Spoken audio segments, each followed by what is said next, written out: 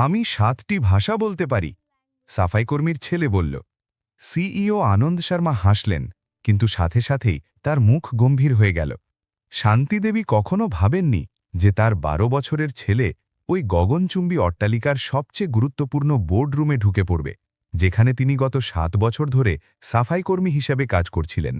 রোহন সবসময়ই একজন কৌতূহলী বাচ্চা ছিল, কিন্তু সেই মঙ্গলবার সকালে সে এমন কিছু করে ফেলেছিল যাতে তার মায়ের চাকরি চলে যেতে পারত এবং তার সযত্নে লালন করা স্বপ্নগুলো ভেঙে চুরমার হয়ে যেতে পারত। এটি একটি বহুজাতিক কোম্পানির ত্রৈমাসিক বৈঠকের সময় ঘটেছিল, যখন বাচ্চাটি ৩২ তলায় অবস্থিত কনফারেন্স রুমের দরজায় এলো। ৬০ বছর বয়সী আনন্দ শর্মা, যিনি ব্যবসায় নিজের অটল কঠোরতার জন্য পরিচিত ছিলেন, মেক্সিকান কর্মকর্তাদের বোঝাচ্ছিলেন কেন আন্তর্জাতিক চুক্তিগুলো একের পর এক বাতিল হচ্ছে। তিনি তার নিখুঁত স্যুটে ছিলেন যখন দরজা খোলার শব্দে তার কথা বাধাগ্রস্ত হল। রোহন তার পুরনো স্কুল ব্যাগ নিয়ে একটি লাল রঙের কুঁচকানো টি-শার্ট এবং ক্ষয়ে যাওয়া জুতো পরে ভেতরে এলো, যা শান্তিদেবী গত বছরের শেষে অনেক কষ্টে কিনেছিলেন। তার বড় এবং দৃঢ় চোখগুলো ঘরের চারদিকে ঘুরতে থাকল যতক্ষণ না সে সিইওকে খুঁজে পেল। উপস্থিত ৫ জন কর্মকর্তা অস্বস্তিতে একে অপরের দিকে তাকাতে লাগলেন। কেউ কেউ ফিসফিস করে বলছিলেন যে এই বাচ্চাটি নিরাপত্তা বলয় কিভাবে পার করল। মিস্টার শর্মা অবজ্ঞার সাথে ভ্রু কুঁচকালেন, স্পষ্টতই এই বাধায় বিরক্ত ছিলেন। তার কণ্ঠস্বর ঘরের নিস্তব্ধতাকে একটি ধারালো তলোয়ারের মতো চিরে দিল। এই সব কি? এই বাচ্চা এখানে কিভাবে এলো? রোহন সেই প্রভাবশালী ব্যবসায়ীর সামনে কোনো ভয় দেখাল না। নিজের বয়সের তুলনায় অস্বাভাবিক সাহসের সাথে সে সরাসরি সিইওর দিকে এগিয়ে গেল এবং সবাইকে অবাক করে দিয়ে অনর্গল আরবি ভাষায় কথা বলতে শুরু করল। মিস্টার শর্মা, আপনার বৈঠকে বাধা দেওয়ার জন্য আমি দুঃখিত, কিন্তু আমাকে আপনার সাথে একটি অত্যন্ত গুরুত্বপূর্ণ বিষয়ে কথা বলতে হবে, যা আপনার কোম্পানির চুক্তিগুলো বাঁচাতে পারে। যে নীরবতা নেমে এলো তা ছিল কান ফাটানো। আনন্দ শর্মার মনে হল যেন তার পায়ের তলার মাটি সরে গেছে। মুম্বাইতে ৩ দশক কাটানোর পর তিনি খুব কমই কাউকে এত নিখুঁতভাবে নিজের মাতৃভাষা বলতে শুনেছিলেন। বিশেষ করে একজন সাধারণ পোশাক পরা ভারতীয়র থেকে তিনি এমনটা আশা করেননি। তুমি কে? তিনি আরবিতে জিজ্ঞাসা করলেন, বাচ্চাটিকে পরখ করতে করতে। আমার নাম রোহন। আমার মায়ের নাম শান্তি দেবী। তিনি এখানে খুব ভোরে অফিসগুলো পরিষ্কার করেন। বাচ্চাটি আরবিতে নিখুঁত উচ্চারণের সাথে জবাব দিল, আমি ৭টি ভাষা বলতে পারি এবং সেই সমস্যার সমাধান করতে পারি যার কারণে গ্রাহকরা চুক্তি বাতিল করছেন। আনন্দ শর্মা অবিশ্বাসে মাথা নাড়তে নাড়তে ব্যঙ্গাত্মক হাসি হাসলেন। তাকে এই পরিস্থিতি এতটাই অদ্ভুত লাগছিল যে তার সত্যি বলে মনে হচ্ছিল না। এক গরিব বাচ্চা সাফাই কর্মীর ছেলে ৭টি ভাষা বলার দাবি করছে এবং সেই সমস্যার সমাধান করার প্রতিশ্রুতি দিচ্ছে যা তার সবচেয়ে দক্ষ কর্মকর্তারাও করতে পারছিলেন না। এটা হাস্যকর। সিকিউরিটি! তিনি ইংরেজিতে চিৎকার করে বাচ্চাটিকে ঘর থেকে বের করে দেবার ইশারা করলেন। কিন্তু রোহন ভয় পেল না। কেউ নড়েচড়ে বসার আগেই সে কথা চালিয়ে গেল। এবার নিখুঁত ম্যান্ডারিন ভাষায় সুইচ করে বলল, সমস্যা দাম বা সেবার মানে নয়, সমস্যা হলো যোগাযোগে। আপনি চীনা কোম্পানির সাথে চুক্তি হারিয়েছেন কারণ অনুবাদক প্রস্তাবে একটি গুরুতর ভুল করেছিলেন। আনন্দ শর্মা জমে গেলেন। চীনা চুক্তি গত সপ্তাহেই বাতিল হয়েছিল এবং সেই আলোচনার তথ্য গোপন ছিল। কেবল তিনি এবং ৩ জন সিনিয়র কর্মকর্তা সেই বাতিলের সুনির্দিষ্ট কারণ জানতেন। চালিয়ে যাও, তিনি ম্যান্ডারিন ভাষায় বললেন, বাচ্চাটির জ্ঞান আবার পরীক্ষা করতে করতে। চীনা কোম্পানি প্রস্তাবে ব্যবহৃত শব্দটিকে অংশীদারিত্বের বদলে অধীনতা হিসাবে বুঝেছিল। চীনা সংস্কৃতিতে এটি তাদের কোম্পানির আকারের জন্য অপমানজনক। তারা অসম্মানিত বোধ করেছে। রোহন অনর্গল ম্যান্ডারিন ভাষায় বুঝিয়ে বলল। সিইও আনন্দ শর্মার শিরদাঁড়া দিয়ে একটা শিহরণ বয়ে গেল। বাচ্চাটি ঠিক ছিল, পুরোপুরি ঠিক, কিন্তু সে একটি অতি গোপনীয় আলোচনার এমন সুনির্দিষ্ট তথ্য কিভাবে জানতে পারল? ড সঞ্জয় বর্মা, আন্তর্জাতিক পরিচালনা পরিচালক, অস্বস্তিতে গলা পরিষ্কার করলেন। আনন্দ, হয়তো আমাদের সিকিউরিটি ডাকা উচিত। এটি স্পষ্টতই কোনো এক ধরনের তথ্য ফাঁস। রোহন সরাসরি ড সঞ্জয়ের দিকে তাকালো এবং নিখুঁত ফ্রেঞ্চ ভাষায় কথা বলা শুরু করল। কোনো তথ্য ফাঁস হয়নি ডাক্তার। আমি গত সপ্তাহে যখন মা এই অফিস পরিষ্কার করছিলেন তখন আলাপটি শুনেছিলাম। আপনি প্যারিস অফিসের সাথে ফোনে কথা বলছিলেন যে কিভাবে ফরাসি চুক্তিটি পুনরুদ্ধার করা যায়, যা বাতিল হয়ে গিয়েছিল। সেখানেও সমস্যা একই ছিল, কিন্তু এতে সাংস্কৃতিক প্রোটোকলের একটি বিষয় জড়িত ছিল। সঞ্জয়ের মুখ ফ্যাকাশে হয়ে গেল। সেই কথোপকথনটি সত্যিই হয়েছিল এবং সে ভেবেছিল সে অফিসে একা ছিল। আনন্দ শর্মা ধীরে ধীরে নিজের চেয়ার থেকে উঠে দাঁড়ালেন। তার চোখ বাচ্চাটির ওপর আটকে ছিল। ব্যবসায় দশকের অভিজ্ঞতা তাকে প্রকৃত প্রতিভা চিনতে শিখিয়েছিল, কিন্তু এটি তার দেখা সবকিছুর ঊর্ধ্বে ছিল। ফ্রেঞ্চ সমস্যাটি বোঝাও, তিনি ফ্রেঞ্চ ভাষায় আদেশ দিলেন। ফরাসি কোম্পানি বাতিল করেছে কারণ তারা কন্ট্রাক্টটিকে সঠিক আনুষ্ঠানিক মর্যাদা ছাড়া পাঠিয়েছিল। ফ্রান্সে সেই মাপের কোম্পানির সিইওকে সম্বোধন করার সময় কেবল মহাশয়ের বদলে মহাশয় পরিচালক ব্যবহার করা আবশ্যক। তারা এটিকে অসম্মান এবং অপেশাদারিত্বের অভাব বলে মনে করেছে। রোহন ফ্রেঞ্চ ভাষায় জবাব দিল, কোনো দ্বিধা ছাড়াই। পুরো ঘরে নিস্তব্ধতা ছেয়ে গেল। আনন্দ শর্মার মনে হল তিনি এমন একটি ঘটনার সামনে দাঁড়িয়ে আছেন যা তার বাস্তবতার ধারণাকে চ্যালেঞ্জ করছে। একটি 12 বছরের বাচ্চা, একজন সাফাই কর্মীর ছেলে, আন্তর্জাতিক সাংস্কৃতিক সূক্ষ্মতা সম্পর্কে এত সুনির্দিষ্ট তথ্য কিভাবে রাখতে পারে? ঠিক সেই সময় শান্তিদেবী কনফারেন্স রুমের দরজায় উপস্থিত হলেন। তার হাত কাঁপছিল, কারণ তিনি সাফাইয়ের কাপড় ধরেছিলেন এবং ভয়ে তার মুখ ফ্যাকাশে হয়ে গিয়েছিল। তিনি গত 20 মিনিট ধরে মরিয়া হয়ে রোহনকে খুঁজছিলেন। যখন তিনি জানতে পারলেন যে সে স্কুলে নেই, তখন তিনি সবচেয়ে খারাপ ভয়টা পেয়েছিলেন। রোহন, তুমি এখানে কি করছো? তিনি স্প্যানিশ ভাষায় চিৎকার করতে করতে তার ছেলের দিকে দৌড়ে এলেন। মাফ করবেন স্যাররা, দয়া করে ওকে চাকরি থেকে বের করবেন না, ও ইচ্ছে করে এমনটা করেনি। শান্তিদেবী সিইও আনন্দ শর্মার সামনে হাঁটু গেড়ে বসলেন। তার চোখের জল চকচকে মার্বেল মেঝের উপর পড়ছিল, যা তিনি নিজেই কয়েক ঘন্টা আগে পরিষ্কার করেছিলেন। দয়া করে মিস্টার শর্মা, আমি আপনার কাছে মিনতি করছি। ও কেবল একটা কৌতূহলী বাচ্চা। আমি এখানে 7 বছর ধরে কাজ করছি। আমি কখনো কোনো সমস্যা তৈরি করিনি। দয়া করে আমাকে চাকরি থেকে বের করবেন না। এটিই আমার একমাত্র চাকরি। আনন্দ মিশ্র অনুভূতির সাথে এই দৃশ্য দেখলেন। শান্তিদেবীর বিনয় ও হাহাকার তার ছেলের অটল আত্মবিশ্বাসের ঠিক উল্টো ছিল। এটি এমন ছিল যেন একই পরিবারে দুটি আলাদা বাস্তবতা সহ অবস্থান করছিল। রোহন তার মায়ের পাশে হাঁটু গেড়ে বসল। নিজের ছোট হাতটি মায়ের কাঁপতে থাকা কাঁধে রাখল। মা, তোমাকে কারো সামনে হাঁটু গেড়ে বসতে হবে না। মিস্টার শর্মা একজন ন্যায়পরায়ণ মানুষ, সে হিন্দিতে বলল। তারপর সে সিইওকে সম্বোধন করে জার্মান ভাষায় সুইচ করল। মিস্টার শর্মা, আপনার কোম্পানি চুক্তি হারাচ্ছে কারণ আপনি সাংস্কৃতিক সূক্ষ্মতা বোঝেন না। জার্মানিতে উদাহরণস্বরূপ, আপনি চুক্তি হারিয়েছেন কারণ আপনি প্রস্তাবটি শুক্রবার বিকেলে পাঠিয়েছিলেন। জার্মান ব্যবসায়িক সংস্কৃতিতে এটি পরিকল্পনা এবং গাম্ভীর্যের অভাব দেখায়। আনন্দ তার চেয়ারে বসে পড়লেন। বাচ্চাটি আবার ঠিক ছিল। জার্মান চুক্তি ঠিক সেই কারণেই বাতিল হয়েছিল যা রোহন বর্ণনা করেছিল, কিন্তু সেই বিবরণ নিয়ে কখনো খোলাখুলি আলোচনা হয়নি। এইসব তুমি কিভাবে শিখলে? আনন্দ এবার হিন্দিতে জিজ্ঞাসা করলেন। তার কণ্ঠে বিরক্তির বদলে অকৃত্রিম কৌতূহল ছিল। রোহন জবাব দেওয়ার আগে তার মাকে উঠে দাঁড়াতে সাহায্য করল। আমার সবসময় ভাষায় কৌতূহল ছিল। আমি 8 বছর বয়সে পাবলিক লাইব্রেরিতে একাই পড়াশোনা শুরু করেছিলাম। ইন্টারনেটে ফ্রি ভিডিও দেখেছি, বই ধার নিয়েছি এবং আমাদের পাড়ার প্রবাসীদের সাথে কথা বলেছি। আমার মা এত পরিশ্রম করতেন যে আমি অনেক সময় একা কাটাতাম, তাই পড়াশোনাই আমার বিনোদন হয়ে উঠেছিল। শান্তিদেবী তার ইউনিফর্মের হাতা দিয়ে চোখের জল মুছলেন। ও সবসময়ই আলাদা ছিল স্যার। ছোটবেলা থেকেই ও অন্য বাচ্চাদের মতো খেলার বদলে বই নিয়ে বসে থাকত। আমি ওর জন্য ভাষার কোর্স কিনে দিতে পারিনি, কিন্তু ও সবসময় শেখার কোনো না কোনো উপায় খুঁজে নিত। ডক্টর সঞ্জয় ভার্মা হাত ভাঁজ পরে দাঁড়ালেন। স্পষ্টতই পরিস্থিতির ওপর বিরক্ত ছিলেন। আনন্দ, এটা খুবই অনিয়মিত। আমরা কোনো বাচ্চার কথার ভিত্তিতে সিদ্ধান্ত নিতে পারি না। সে যতই প্রভাবশালী হোক না কেন, সে সবকিছু বানিয়ে বলতে পারে। রোহন ডক্টর সঞ্জয়ের দিকে একটি গম্ভীর অভিব্যক্তি নিয়ে তাকালো, যা তার বয়সের তুলনায় অনেক বেশি ম্যাচিওর লাগছিল। আপনি কি চান আমি আপনাকে প্রমাণ করে দেখাই? সে নিখুঁত পর্তুগিজ ভাষায় জিজ্ঞাসা করল।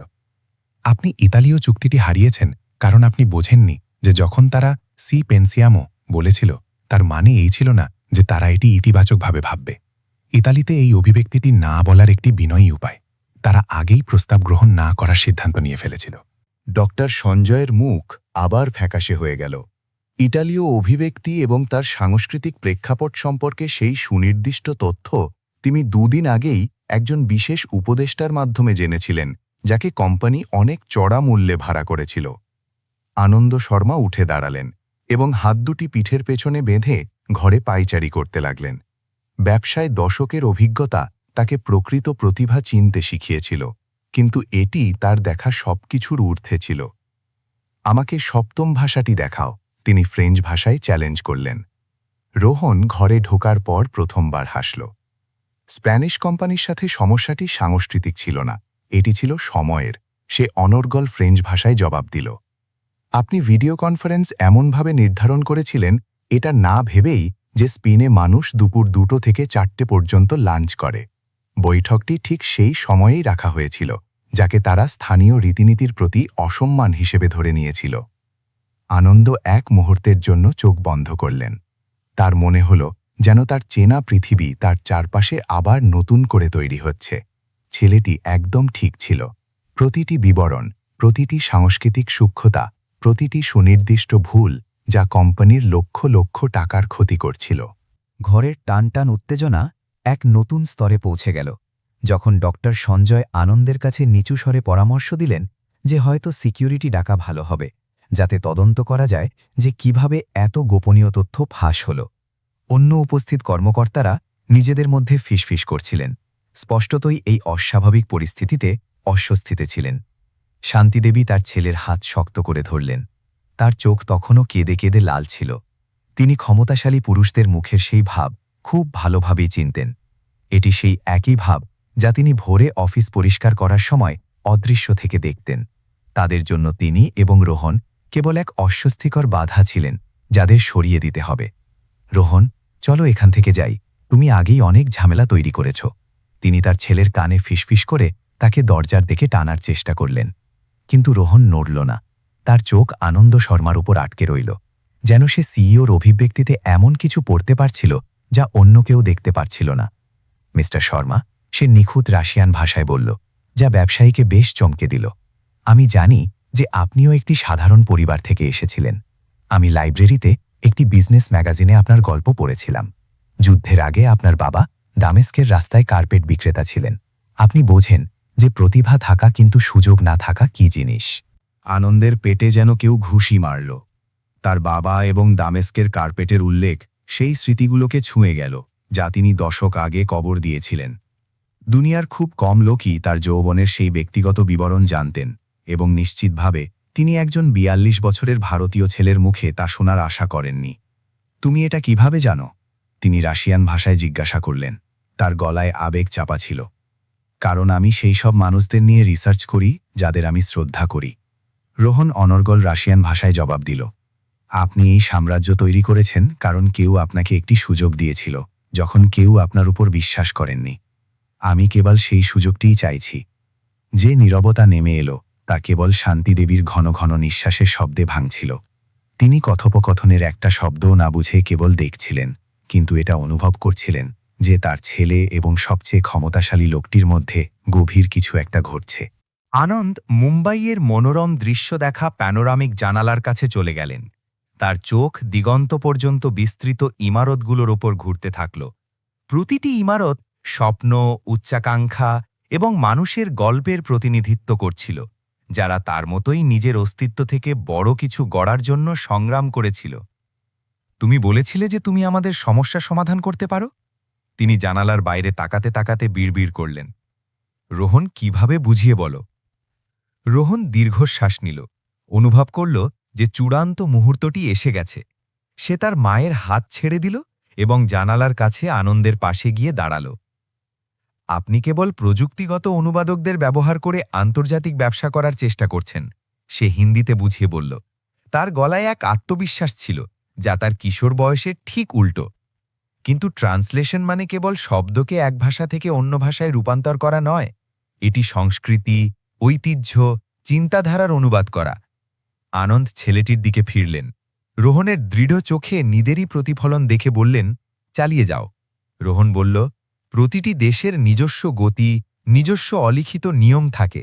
কোম্পানি চুক্তি হারাচ্ছে কারণ তারা সব গ্রাহকের সাথে একই আচরণ করে। যা মুম্বাইতে কাজ করে তা চীনে কাজ করে না, যা চীনে কাজ করে তা ফ্রান্সে কাজ করে না। রোহন তার ছোট আঙুল দিয়ে নিজের পয়েন্টগুলো জোর দিয়ে বোঝাতে লাগল। ডক্টর সঞ্জয় ব্যঙ্গাত্মক হাসি হাসলেন। আনন্দ, তুমি একে সিরিয়াসলি নিতে পারো না। এটি কেবল একটি বাচ্চা যে দুর্ঘটনাক্রমে শোনা কথাগুলো আওড়াচ্ছে।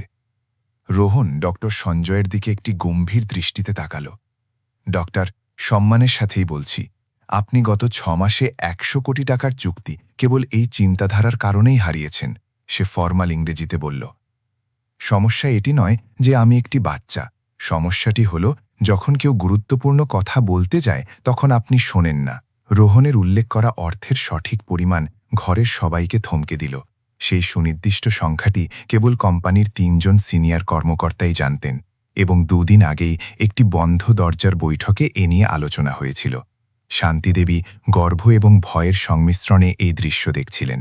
তিনি সবসময় জানতেন রোহন স্পেশাল, কিন্তু তিনি কখনো ভাবেননি যে তার ছেলে এত ক্ষমতাশালী পুরুষদের সামনে এত সাবলীল এবং জ্ঞানের সাথে নিজেকে তুলে ধরতে পারবে। আনন্দ নিজের চেয়ারে ফিরে গেলেন, কিন্তু এবার তিনি বসলেন না। তিনি পলিশ করা মেহগনি টেবিলের ওপর হাত রেখে দাঁড়িয়ে রইলেন। তার চোখ ঘরের প্রতিটি মুখে ঘুরে শেষে রোহনের ওপর স্থির হল। তুমি একটি সমাধানের কথা বলেছিলে, সেটি কি হবে? রোহন কনফারেন্স টেবিলকে কাছে চলে গেল এবং আনন্দের মৌন অনুমতিতে একটি চেয়ার টেনে তার ওপর উঠে দাঁড়াল, যাতে সে বড়দের উচ্চতার সমান হতে পারে। আপনার সেই প্রতিটি অঞ্চলের জন্য সাংস্কৃতিক উপদেষ্টা প্রয়োজন, যেখানে আপনি ব্যবসা করেন। তার কণ্ঠস্বর ঘরের মধ্যে এক আশ্চর্যকর কর্তৃত্বের সাথে প্রতিধ্বনিত হল। পৃথিবীর সবচেয়ে ভালো পণ্য থাকার কোনো লাভ নেই যদি আপনি না জানেন যে সেটিকে প্রতিটি সংস্কৃতির জন্য সম্মানজনক উপায়ে কিভাবে পেশ করতে হয়। এবং আমরা সেই উপদেষ্টাদের কোথায় পাব? আনন্দ অকৃত্রিম আগ্রহ নিয়ে জিজ্ঞাসা করলেন। ঠিক এখানেই, ভারতে, রোহন হাসির সাথে জবাব দিল। এই দেশ সারা বিশ্ব থেকে অভিবাসীদের গ্রহণ করেছে। এখানে চীনা, আরবি, ইতালীয়, জার্মান, জাপানি সম্প্রদায় আছে। এমন মানুষ যারা তাদের ঐতিহ্য বজায় রেখেছে এবং ভারতীয় সংস্কৃতির পাশাপাশি নিজেদের মূল দেশের সংস্কৃতিকেও জানে। সমাধানের দুর্দান্ত সরলতা সবাইকে এক মুহূর্তের জন্য বাকরুদ্ধ করে দিল। আনন্দ আন্তর্জাতিক উপদেষ্টাদের ভাড়া করতে কোটি কোটি টাকা খরচ করেছিলেন, অথচ সমাধান ছিল তার হাতের নাগালেই। কিন্তু এতে তাৎক্ষণিক সমস্যার সমাধান হয় না। ড সঞ্জয় পরিস্থিতি নিয়ন্ত্রণে আনার চেষ্টা করে বললেন, চুক্তিগুলো আগেই বাতিল হয়ে গেছে, গ্রাহকরা আগেই বিশ্বাস হারিয়ে ফেলেছেন। রোহন চেয়ার থেকে নামল এবং ডক্টর সঞ্জয়ের সামনে গিয়ে দাঁড়াল। কিন্তু তাদের আবার জয় করা সম্ভব, সে ইংরেজিতে দাবি করল। তাদের প্রত্যেকটি গ্রাহক সাংস্কৃতিক অপমানের কারণে বাতিল করেছেন। যদি কোম্পানি সঠিক উপায়ে, সঠিক ভাষায় এবং সঠিক সাংস্কৃতিক প্রোটোকল মেনে ক্ষমা চায়, তবে তারা বুঝবে যে এটি একটি ভুল বোঝাবুঝি ছিল। এবং তুমি কি জানো সেই সঠিক অ্যাপ্রোচগুলো কি হবে? আনন্দ জিজ্ঞাসা করলেন। যেখানে আগে কেবল সমস্যা দেখতেন, সেখানে এখন সম্ভাবনা দেখতে লাগলেন। আমি কোম্পানিকে প্রতিটি সংস্কৃতি বুঝতে এবং প্রতিটি পরিস্থিতির জন্য সঠিক কৌশল তৈরি করতে সাহায্য করতে পারি, রোহন আত্মবিশ্বাসের সাথে জবাব দিল। কেবল ভাষাই নয়, বরং প্রোটোকল, সময়সূচি, সম্বোধনের উপায়, উপযুক্ত উপহার, যা কিছু প্রয়োজন সব। শান্তিদেবী অবশেষে কথা বলার সাহস জোগালেন। মাফ করবেন স্যাররা, আমি জানি আমার ছেলে বুদ্ধিমান, কিন্তু আপনারা এত বড় কোম্পানির সমস্যা সমাধানের জন্য একটি বাচ্চাকে সিরিয়াসলি কাজ দেওয়ার কথা ভাবতে পারেন না। আনন্দ শান্তিদেবীর দিকে এক কোমল দৃষ্টিতে তাকালেন, যা তিনি আগে কখনো দেখেননি। শান্তিদেবীজি, আপনার বিনয় প্রশংসনীয়, কিন্তু আপনি আপনার ছেলেকে কম করে দেখছেন, তিনি বিনীত হিন্দিতে বললেন। আন্তর্জাতিক ব্যবসায় ৩০ বছরে আমি কখনো কাউকে এত নির্ভুল সাংস্কৃতিক জ্ঞান দেখাতে দেখিনি। যদি সে ফলাফল আনতে পারে, তবে তার বয়স কোনো ব্যাপার নয়। ড সঞ্জয় হাত ভাঁজ করলেন, স্পষ্টতই বিরক্ত। আনন্দ, এটি পুরোপুরি অনিয়মিত। আমরা একটি বাচ্চার কথার ভিত্তিতে ব্যবসায়িক সিদ্ধান্ত নিতে পারি না। যদি সে কেবল নাটক করে থাকে এবং যা কথা দিচ্ছে তা পূরণ করতে না পারে, তবে কি হবে? রোহন সরাসরি ড সঞ্জয়ের দিকে তাকাল। আপনি কি একটা প্রমাণ চান? সে হিন্দিতে জিজ্ঞাসা করল। আমাকে এখনই চীনা কোম্পানিকে ফোন করতে দিন এবং সেই চুক্তিটি আবার জিততে দিন। চ্যালেঞ্জটি বাতাসের একটি বোমার মতো ভাসছিল, যা ফাটতে চলেছে। আনন্দ শর্মা অনুভব করলেন তার হৃৎস্পন্দন বেড়ে গেছে। যদি ছেলেটি সত্যিই সেই চুক্তিটি ফিরে পায়, তবে সেটি হবে তার ক্ষমতার চরম প্রমাণ। তুমি কি তোমার প্রস্তাবের ব্যাপারে নিশ্চিত? আনন্দ আরবিতে জিজ্ঞাসা করলেন। আমি নিশ্চিত, রোহন একই ভাষায় জবাব দিল। কিন্তু আমার একটি শর্ত আছে। কি? যদি আমি চীনা চুক্তিটি ফিরে পাই, তবে আপনি ওয়াদা করুন যে আমার মায়ের সাথে এখানে কোম্পানিতে সম্মানের সাথে আচরণ করা হবে। আমি চাই না তাকে কেবল একজন অদৃশ্য সাফাই কর্মী হিসাবে দেখা হোক। আনন্দের বুকে এক ব্যথা অনুভব হল। ছেলেটির কথা তার নিজের যৌবনের স্মৃতি তাজা করে দিল, যখন দামেস্কের ধনী ব্যবসায়ীরাও তাকেও অদৃশ্য মনে করত।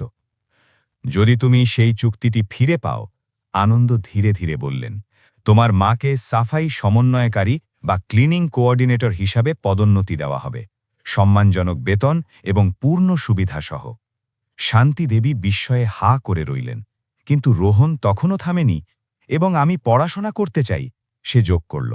আপনাকে আমাকে কর্মচারী হিসাবে বেতন দেওয়ার দরকার নেই, কিন্তু আমি সেই সব ভাষা কোর্সের সুযোগ চাই যা কোম্পানি কর্মকর্তাদের দেওয়া হয়। আমি শিখতে থাকতে চাই। আনন্দ রোহনের দিকে হাত বাড়িয়ে দিলেন। Deal done. এবার আমাকে দেখাও তুমি কি করতে পারো। রোহান সিইওর হাতটি তার বয়সের তুলনায় আশ্চর্যজনক দৃঢ়তার সাথে ধরল। আনন্দ তার বিজনেস ফোন তুললেন এবং চীনা কোম্পানির নম্বর ডায়াল করলেন। স্পিকার ফোন অ্যাক্টিভেট করে দিলেন যাতে সবাই শুনতে পায়। কয়েকবার রিং হবার পর এক মহিলা কণ্ঠে ম্যান্ডারিনে জবাব দিল, উই সাংহাই ইন্টারন্যাশনাল ট্রেডিং।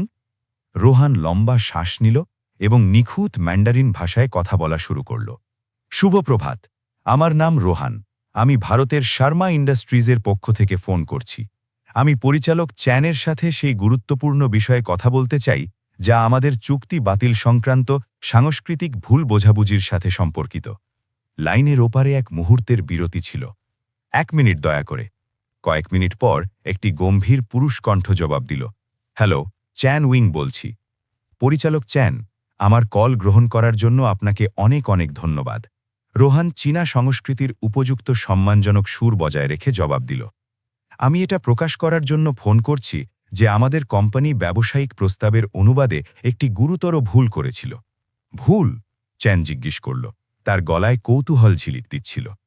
হ্যাঁ স্যার, আমরা দেখলাম যে আমাদের অনুবাদে এমন কিছু শব্দ ব্যবহার করা হয়েছিল যা দিয়ে অংশীদারিত্বের বদলে অধীনতার সম্পর্ক বোঝানো হচ্ছিল। চীনা সংস্কৃতিতে আমরা জানি যে সাংহাই ইন্টারন্যাশনাল ট্রেডিংয়ের মতো মর্যাদাপূর্ণ কোম্পানির জন্য এটি অত্যন্ত অপমানজনক। লাইনের ওপারে এক দীর্ঘ নীরবতা ছিল। আনন্দ নিজের নিঃশ্বাস বন্ধ করে রেখেছিলেন। তার মনে হচ্ছিল তার কোম্পানির ভাগ্য সেই মুহূর্তেই নির্ধারিত হচ্ছে। আকর্ষণীয়, চেন অবশেষে বলল, আপনার কোম্পানিতে এর আগে কেউ এই সাংস্কৃতিক দিকের কোনো ধারণা দেখায়নি, কারণ আমাদের কাছে সঠিক ব্যক্তিটি যোগাযোগ করছিল না। ডিরেক্টর চেন, আমরা আমাদের প্রস্তাবটি পুরোপুরি নতুনভাবে পেশ করতে চাই, এবার আপনার কোম্পানিকে পূর্ণ সম্মান দিয়ে এবং সমান অংশীদার মনে করে, যা তাদের সবসময় হওয়া উচিত ছিল। আনন্দ মুগ্ধ হয়ে দেখলেন কিভাবে রোহন এমন এক সাংস্কৃতিক পারদর্শিতার সাথে কথা বলল যা তার নিজের কর্মকর্তারাও কখনো দেখাতে পারেননি। আর সেই সঠিক ব্যক্তিটি কে হবে? চেন স্পষ্টতই কৌতূহলী হয়ে জিজ্ঞেস করল। আমি নিজে স্যার। আমি ম্যান্ডারিন এবং চীনা সংস্কৃতি অধ্যয়ন করেছি, কারণ আমি বিশ্বাস করি যে প্রকৃতপক্ষে ব্যবসা করার মানে হল সেই মানুষদের ঐতিহ্য বোঝা এবং সম্মান করা যাদের সাথে আমরা কাজ করি। আপনি আমাদের ভাষা খুব ভালো বলেন। আপনার বয়স কত? আনন্দের মনে হল তার হৃৎস্পন্দন থেমে গেছে। যদি সে জানতে পারে যে সে একটি 12 বছরের বাচ্চার সাথে কথা বলছে, তবে সব বিশ্বাসযোগ্যতা শেষ হয়ে যাবে। আমার বয়স কম, কিন্তু আমি চীনা প্রজ্ঞাকে খুব সম্মান করি। যেমন বলা হয়, বয়স গুরুত্বপূর্ণ, কিন্তু জ্ঞান যে কোনো রূপে আসতে পারে। চেন লাইনের ওপারে হাসল। ঠিক বলেছ। ঠিক আছে, বুদ্ধিমান যুবক, আপনার কোম্পানি এই ভুল বোঝাবুঝি সংশোধনের জন্য কি প্রস্তাব দিচ্ছে? আমরা পুরো প্রস্তাবটি আবার তৈরি করতে চাই, এবার সাংস্কৃতিকভাবে উপযুক্ত অনুবাদ এবং এমন সব শর্তের সাথে যা একটি সত্যিকারের সমান অংশীদারিত্বকে প্রতিফলিত করবে। আমরা চীনা রীতিনীতি অনুযায়ী সঠিক সময়ে প্রস্তাবটি পাঠাতে চাই এবং শুভেচ্ছার প্রতীক হিসেবে একটি উপযুক্ত উপহারও অন্তর্ভুক্ত করতে চাই। কী ধরনের উপহার? আনন্দ বুঝতে পারলেন যে তিনি নিঃশ্বাস আটকে রেখেছেন। রোহন পুরোপুরি অজানা ক্ষেত্রে বুদ্ধি খাটিয়ে কাজ করছিল। ম্যান্ডারিন ভাষায় অনুবাদ করা ভারতীয় ইতিহাসের বইয়ের একটি সেট, আমাদের সংস্কৃতি শেয়ার করার ইচ্ছা প্রকাশ করার জন্য, ঠিক যেমন আমরা আপনার সংস্কৃতিকে সম্মান করি। আকর্ষণীয়। আর এই নতুন প্রস্তাব কতদিনের মধ্যে তৈরি হয়ে যাবে? 1 সপ্তাহের মধ্যে, ডিরেক্টর চেন। প্রতিটি খুঁটিনাটি সঠিক এবং সাংস্কৃতিকভাবে উপযুক্ত কিনা তা নিশ্চিত করার জন্য এটি যথেষ্ট সময়। খুব ভালো, আমরা অপেক্ষা করব। আর হে যুবক, হ্যাঁ স্যার, আপনার কোম্পানি অবশেষে এমন কাউকে খুঁজে পেয়ে ভালোই করেছে যে বোঝে যে সত্যিকারের ব্যবসা পারস্পরিক সম্মান থেকে শুরু হয়। অসংখ্য ধন্যবাদ ডিরেক্টর চেন, আপনার দিনটি শুভ হোক। যখন রোহন ফোন রাখল তখন ঘরে পিন-পতন নীরবতা ছিল। আনন্দ শর্মা ছেলেটির দিকে এমন এক দৃষ্টিতে তাকালেন যাতে বিস্ময়, প্রশংসা এবং এমন কিছু ছিল যা তিনি দশকের পর দশক অনুভব করেননি। অকৃত্রিম বিনয়। ডক্টর সঞ্জয়ের মুখ কাগজের মতো ফ্যাকাশে হয়ে গিয়েছিল। যা দেখলেন তা হজম করতে তিনি হিমশিম খাচ্ছিলেন। অন্য কর্মকর্তারা নিজেদের মধ্যে ফিসফিস করছিলেন। তাদের মুখে অবিশ্বাস এবং অনিচ্ছা সত্ত্বেও সম্মানের এক মিশ্রণ ফুটে উঠেছিল। শান্তি দেবীর চোখে জল ছিল, কিন্তু এবার সেগুলো ছিল গর্বের জল। তার ছেলে এইমাত্র একজন চীনা নির্বাহীর সাথে এমনভাবে কথা বলেছে যেন সে একজন অভিজ্ঞ কূটনৈতিক। এমন সব সাংস্কৃতিক সূক্ষ্মতা সামলেছে যা তিনি নিজেও জানতেন না যে পৃথিবীতে আছে। রোহন, আনন্দ ধীরে ধীরে বললেন, তুমি এইমাত্র এমন কিছু করেছ যা আমার সেরা কর্মকর্তারা 6 মাসেও করতে পারেননি। এখন আমাদের প্রস্তাবটিকে বাস্তবে রূপ দিতে হবে। গম্ভীরভাবে রোহন জবাব দিল, প্রতিশ্রুতি দেওয়ার কোনো মানে নেই যদি আমরা তা পূরণ না করতে পারি। আনন্দ উঠলেন এবং আবার জানালার কাছে চলে গেলেন। তার হাত হালকাভাবে কাঁপছিল। 30 বছরের নিজের ব্যবসায়িক সাম্রাজ্য গড়ে তোলার সময় তিনি কখনো এত অবাধ এবং অনুপ্রাণিত বোধ করেননি। ডক্টর সঞ্জয়, তিনি না ফিরেই বললেন, আমি চাই আপনি এই সপ্তাহের আমার সব কাজ বাতিল করে দিন। আমরা বিশেষভাবে চীনা প্রস্তাবের উপর কাজ করব। আনন্দ, তুমি কোনো বাচ্চার সাথে কাজ করার ব্যাপারে সিরিয়াস হতে পারো না? ডক্টর সঞ্জয় প্রতিবাদ করলেন। আনন্দ ধীরে ধীরে ঘুরলেন। তার অভিব্যক্তি এমন ছিল যা ঘরে আগে কেউ কখনো দেখেনি। ডক্টর সঞ্জয়, 6 মাসে আপনি 100 কোটির চুক্তি হারিয়েছেন কারণ আপনি তা বুঝতে পারেননি, যা এই বাচ্চাটি আমাদের 1 ঘন্টায় শিখিয়ে দিল। হয়তো এখন এটি স্বীকার করার সময় এসেছে যে বয়স জ্ঞানের সমার্থক নয় এবং জ্ঞান মানে বিশ্ববিদ্যালয়ের ডিগ্রি নয়। ঘরের পরিবেশ নাটকীয়ভাবে বদলে গেল। আনন্দ এমন এক অবস্থান নিলেন যা কেউ আশা করেনি। প্রকাশ্যে নিজের অপারেশন ডিরেক্টরের বিরুদ্ধে এক 12 বছরের ছেলেকে সমর্থন করলেন। রোহন তার মায়ের কাছে গিয়ে তার হাত ধরল। মা, তোমাকে ভয় পাওয়ার দরকার নেই। মিস্টার শর্মা নিজের কথার দাম রাখেন। শান্তিদেবী কৃতজ্ঞতা ও উদ্বেগের মিশ্রণে সিইওর দিকে তাকালেন। স্যার, আমি জানি না আপনাকে কিভাবে ধন্যবাদ দেব, কিন্তু রোহনকে এখনও স্কুলে যেতে হবে। ও পড়াশোনা ছাড়তে পারে না। অবশ্যই না, আনন্দ একমত হলেন। প্রকৃতপক্ষে আমি নিশ্চিত করব যে ও যেন সবচেয়ে ভালো গৃহশিক্ষক পায় যা টাকা দিয়ে কেনা সম্ভব। একে কোম্পানির একটি বিনিয়োগ হিসেবে ধরুন। ডক্টর সঞ্জয় আর নিজেকে ধরে রাখতে পারলেন না। আনন্দ, এটা পাগলামি। আপনি একটি বাচ্চার উপর ব্যবসায়িক সিদ্ধান্ত ভিত্তি করছেন, কেবল একটি ফোন কলের উপর ভিত্তি করে। আনন্দ ডক্টর সঞ্জয়ের কাছে গেলেন এবং সরাসরি তার চোখে চোখ রাখলেন। সঞ্জয়, গত 6 মাসে আন্তর্জাতিক বাজার বুঝতে তোমার অক্ষমতা আমাকে কত কোটির ক্ষতি করিয়েছে তা আলাদা বিষয়। আমার কাছে স্ট্যানফোর্ড ইউনিভার্সিটি থেকে MBA আছে, 20 বছরের অভিজ্ঞতা আছে, অথচ এই 12 বছরের ছেলেটি 1 ঘন্টায় সেই সমস্যার সমাধান করে দিল যা তুমি 6 মাসেও করতে পারোনি। আনন্দ তাকে থামিয়ে দিলেন। হয়তো এখন এটি স্বীকার করার সময় এসেছে যে ফলাফলহীন অভিজ্ঞতা আসলে শুধু নষ্ট হওয়া সময়। ঘরের উত্তেজনা চরমে পৌঁছাল। শান্তিদেবী বুঝতে পারলেন যে তার ছেলে অজান্তেই কোম্পানির ভেতরে একটি ক্ষমতার সংকট তৈরি করে ফেলেছে। তিনি ভয় পাচ্ছিলেন যে এর ফলাফল তাদের দুজনের জন্য বিপজ্জনক হতে পারে। মিস্টার আনন্দ, শান্তিদেবী ভীরুভাবে বললেন, হয়তো সব আগের মতো থাকাই ভালো হবে। আমরা আপনার কোম্পানিতে কোনো সমস্যা তৈরি করতে চাই না। শান্তিদেবী, আনন্দ বিনয়ের সাথে জবাব দিলেন, সমস্যা আপনারা দুজন এই ঘরে আসার আগেই ছিল। পার্থক্য হল এখন আমাদের কাছে তা সমাধানের সুযোগ আছে। রোহন ঘরের সবার দিকে তাকাল। নিজের উপস্থিতিতে তৈরি হওয়া উত্তেজনা অনুভব করে নিজের বয়সের তুলনায় অসাধারণ পরিপক্কতার সাথে সে আনন্দকে আরবিতে সম্বোধন করল। স্যার, হয়তো ভালো হবে যদি আমরা পরের কয়েকদিন ব্যক্তিগতভাবে কাজ করি। আমি আপনার এবং আপনার টিমের মধ্যে কোনো সমস্যা তৈরি করতে চাই না। না, আনন্দ দৃঢ়ভাবে হিন্দিতে জবাব দিলেন যাতে সবাই বুঝতে পারে। আমি ইগোর খাতিরে প্রতিভাকে লুকিয়ে রাখব না। যদি এই কোম্পানিতে কারো রোহনের সাথে কাজ করতে সমস্যা হয় তবে সে অন্য কোথাও চাকরি খুঁজতে পারে। এই চরম হুঁশিয়ারি ঘরে বজ্রপাতের মতো প্রতিধ্বনিত হল। ডক্টর সঞ্জয়ের মুখ আরও ফ্যাকাশে হয়ে গেল। আনন্দ, আমাদের ব্যক্তিগতভাবে কথা বলা দরকার। সঞ্জয় দাঁত কিড়মিড় করে বললেন, ব্যক্তিগতভাবে কথা বলার মতো কিছু নেই সঞ্জয়। রোহন আমাদের সাথে হারানো চুক্তিগুলো ফিরে পাওয়ার জন্য কাজ করবে, আর যে কেউ এটি মেনে নিতে পারবে না সে আজই কোম্পানি ছেড়ে চলে যেতে পারে। আনন্দ রোহন এবং শান্তিদেবীর দিকে ঘুরলেন। আপনারা দুজনে আমার সাথে আসুন, আমরা আমার প্রাইভেট অফিসে কাজ করব। যখন তারা বোর্ডরুম থেকে বেরোচ্ছিলেন, আনন্দ দরজায় থামলেন এবং পেছনে ফিরলেন। ডক্টর সঞ্জয়, আগামী 1 ঘন্টার মধ্যে গত 6 মাসে হারানো সব চুক্তির তালিকা আমার ডেস্কে চাই। যদি আপনি নিজের চাকরি বাঁচাতে চান তবে বাধা দেওয়ার বদলে সহযোগিতা করা শুরু করা ভালো হবে। আনন্দ শর্মার প্রাইভেট অফিস ভবনের পুরো ওপরের তলায় ছিল। দেয়ালগুলো প্রাচীন পারস্য কার্পেটে সাজানো ছিল যা তার পরিবারের গল্প বলত। একপাশের পুরো দেয়াল জুড়ে ছিল বইয়ের তাক। শান্তিদেবী অবাক হয়ে চারদিকে তাকালেন। 7 বছর ধরে সেই ভবনটি পরিষ্কার করার সময় তিনি কখনো ভাবেননি যে একদিন তিনি ভবনের সবচেয়ে গুরুত্বপূর্ণ অফিসে অতিথি হিসেবে থাকবেন। দয়া করে বসুন, আনন্দ চামড়ার আরাম কেদারার দিকে ইশারা করে বললেন, যার দাম শান্তিদেবীর 1 বছরের উপার্জনের চেয়েও বেশি। রোহন স্বাভাবিকভাবেই বসল, কিন্তু শান্তিদেবী অস্বস্তিতে দাঁড়িয়ে থাকলেন। শান্তিদেবীজি, দয়া করে বসুন, আপনি এখন আমার গেস্ট। জি স্যার, আমি কখনো ভাবিনি আমি এমন চেয়ারে বসব। শান্তিদেবী অবশেষে চেয়ারের কিনারায় বসতে বসতে স্বীকার করলেন। আনন্দ ক্রিস্টালের গ্লাসে তাদের দুজনের জন্য জল ঢাললেন। শান্তিদেবী, আমি কি আপনাদের গল্প জানতে পারি? আপনারা আর রোহন এখানে কিভাবে পৌঁছালেন? শান্তিদেবী তার ছেলের দিকে তাকালেন। রোহন তাকে সাহস দিল। ঠিক আছে স্যার। রোহনের বাবার কথা বললে ও 3 বছর বয়সে ওনাকে ছেড়ে চলে গিয়েছিল। তিনি বলেছিলেন যে তিনি একটি পরিবারের দায়িত্ব নিতে চান না। তখন থেকে আমরা শুধুই ও আর আমি। আপনি এখানে চাকরি কিভাবে পেলেন? আমি খবরের কাগজে একটি বিজ্ঞাপন দেখেছিলাম। আমার এমন একটি কাজ দরকার ছিল যাতে আমি দিনে রোহনের দেখাশোনা করতে পারি এবং রাতে কাজ করতে পারি।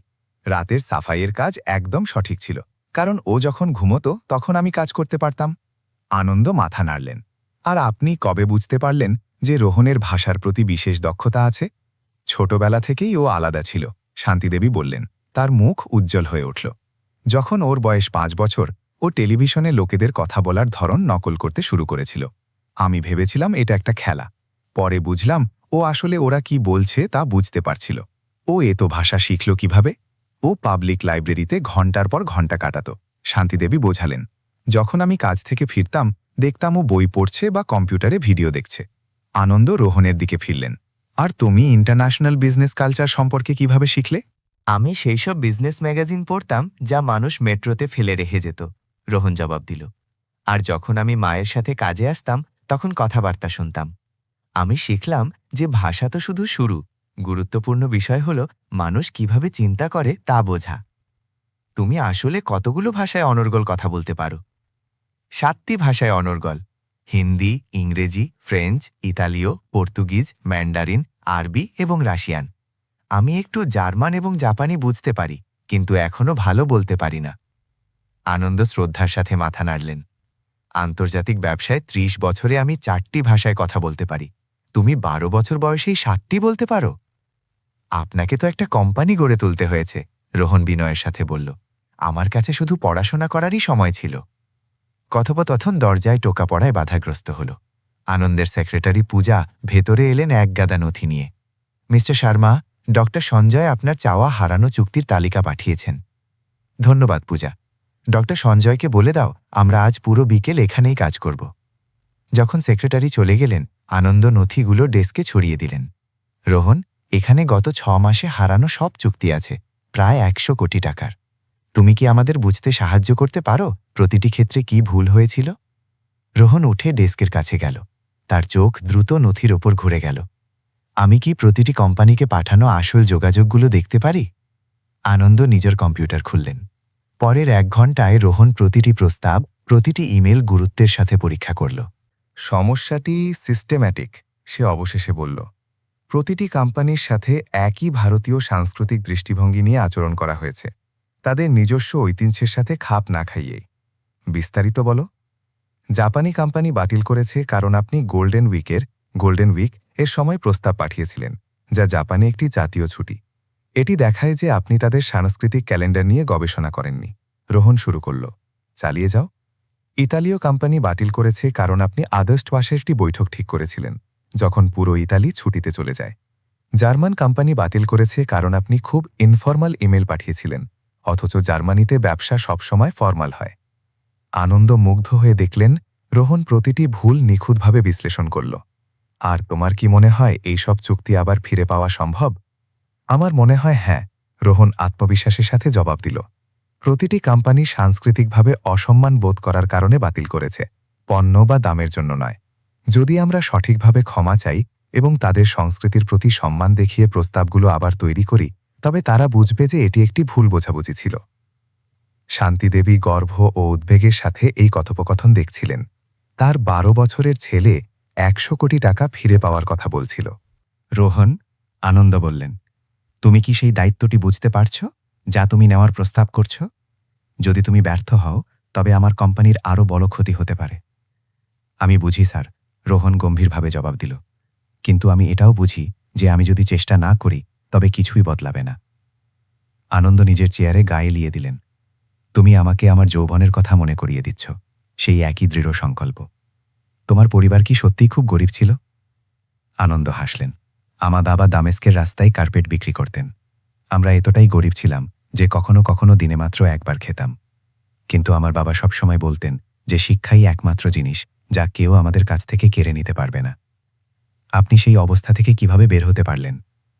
একজন ধনী ব্যবসায়ী দেখেছিলেন যে আমি অনেকগুলো ভাষা বলতে পারি এবং আমাকে অনুবাদক হিসেবে কাজ দিয়েছিলেন। ঠিক সেই সুযোগটিই আমার দরকার ছিল। শান্তিদেবী আনন্দের গল্প এবং রোহনের পরিস্থিতির মধ্যে মিল দেখতে পেন। মিস্থাল আনন্দন, শান্তিদেবী ভীরুভাবে বললেন, আপনার কি সত্যিই মনে হয় আমার ছেলে আপনার কোম্পানির সাহায্য করতে পারে? শান্তিদেবী, ব্যবসায় 3 দশকে আমি প্রকৃত প্রতিভা চিনতে শিখেছি। রোহন শুধু একজন বুদ্ধিমান বাচ্চা নয়, ওর মধ্যে মানুষ এবং সংস্কৃতি বোঝার এক দুর্লভ ক্ষমতা আছে। রোহন তার মায়ের দিকে তাকাল। মা, তুমি আমাকে সুযোগ দেওয়ার জন্য সারা জীবন কঠোর পরিশ্রম করেছ। এবার আমার পালা তোমাকে একটা ভালো জীবন দেওয়ার।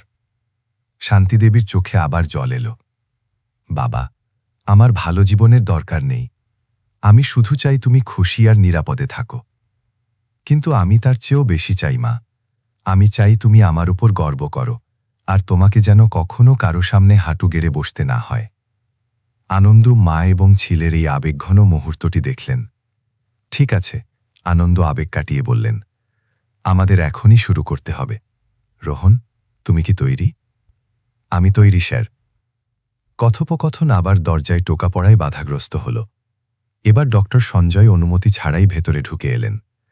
তার মুখ উত্তেজনায় লাল হয়েছিল। আনন্দ, আমাদের জরুরি কথা বলতে হবে। যা বলার এখানেই বলো সঞ্জয়, আমাদের এখানে কোনো গোপন বিষয় নেই। আমি 3 জন সিনিয়র কর্মকর্তার কাছ থেকে ফোন পেয়েছি। তারা জানতে চাইছে আপনি কেন একটি বাচ্চাকে আন্তর্জাতিক উপদেষ্টা হিসেবে নিয়োগ করছেন।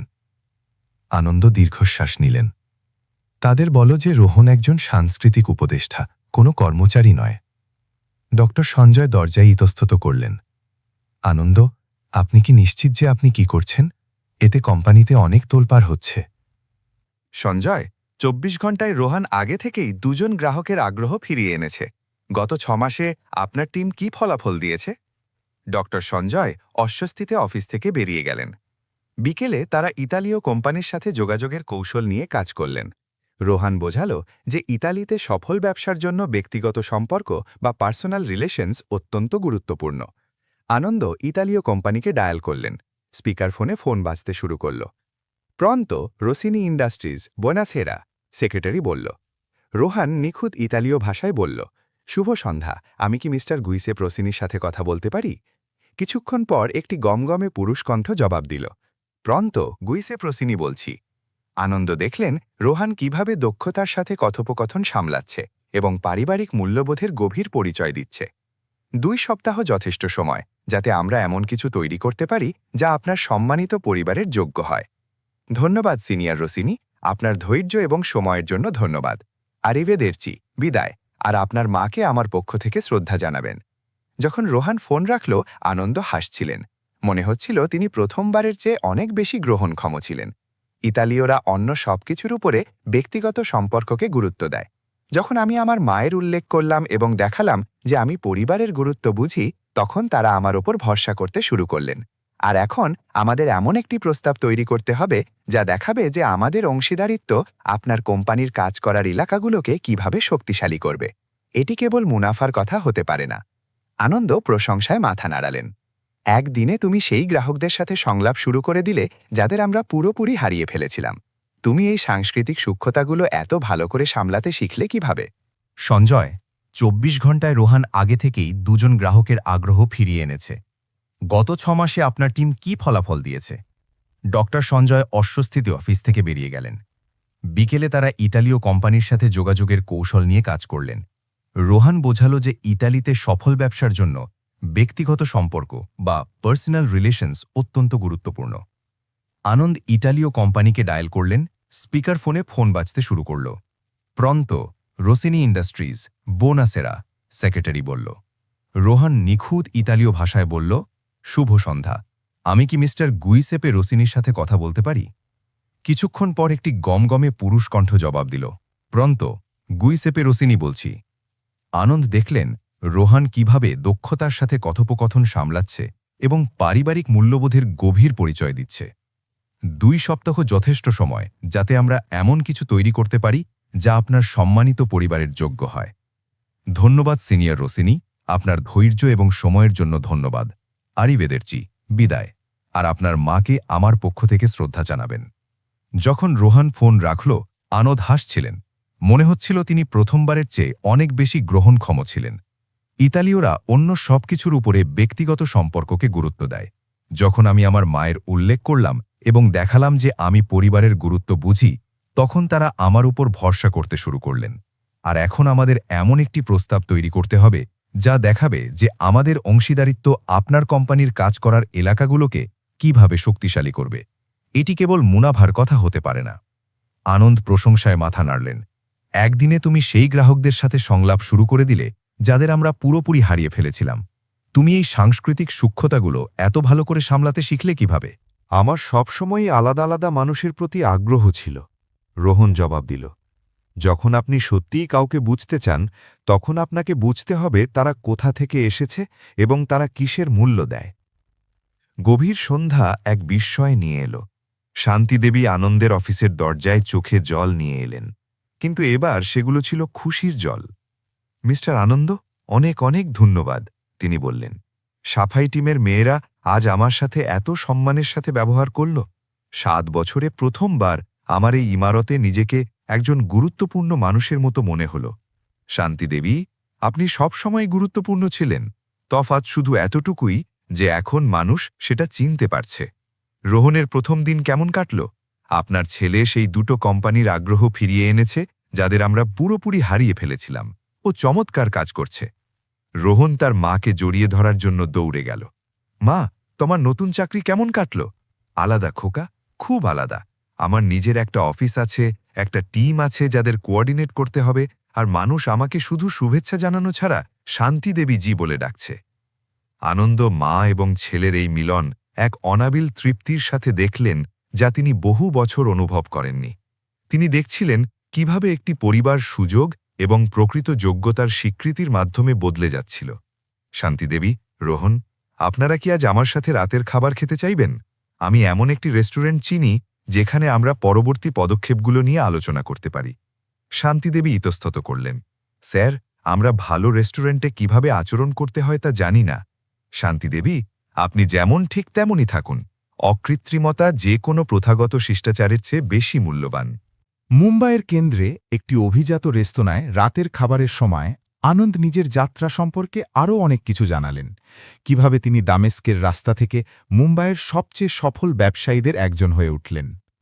যখন আমি 30 বছর আগে মুম্বাই এসেছিলাম, তখন আমি কেবল আরবি এবং সাধারণ ইংরেজি বলতে পারতাম, আনন্দ জানালেন। আমি শহরের কেন্দ্রে আমদানিকৃত পণ্য বিক্রি করতাম, একটা সস্তা পেনশনে ঘুমাতাম আর টাকা বাঁচানোর জন্য দিনে একবার খেতাম।